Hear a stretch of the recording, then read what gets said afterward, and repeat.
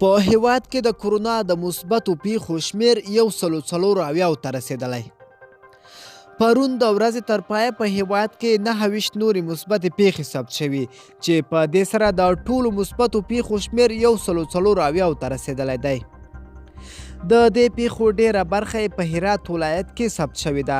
د هرات د عامې روغتیا ریاست وایي چې د دوی لابراتوارونو تر پرونه تر 170 ډېرې مشکوکې پیښې ورغلي دي، خو له دې ډلې یوازې 25 مثبتې وې. همداراز د عامې روغتیا وزارت بیا وایي چې په کابل کې نیمروز، کندهار او دایکنډي کې هم 4 پیښې ثبت شوې دي او په دې سره د مثبتو پیښو شمیر 140 ته رسیدلی دی. عامې روغتیا وزارت یو ځل بیا له خلکو غوښتي چې په خپلو کورونو کې پاتې شي او د دوی لارښوونې تعقیب کړي. په ټوله نړۍ کې د مړو شویو شمیر تر 30,000 اوښتی دی. د وروستیو شمیر له مخې په ټوله نړۍ کې تر دې دمه 1,15,212 مثبتې پیښې ثبت شوي دي. د مړو شمیر بیا 3,13,814 کسو ته رسیدلی دی او د 1,65,606 کسه بیرته رغېدلي دي.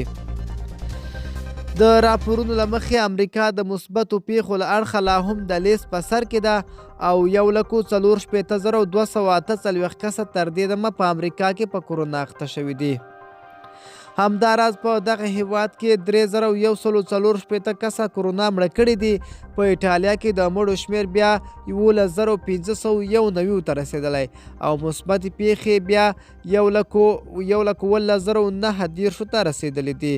په اسپانیا کې مثبتې پیښې 28,950، په جرمني کې بیا 66,815، په فرانسه کې بیا 4,445، په ایران کې بیا 1,415، په برطانیه کې 2,141، په پاکستان کې بیا 1,219 او په سعودي عربستان کې 1,415 ته رسیدلي دي. ملګرو، دا زموږ چمتو شوي معلومات د لا ښکلي ویډیوګانو لپاره زموږ چینل سبسکرایب کړئ.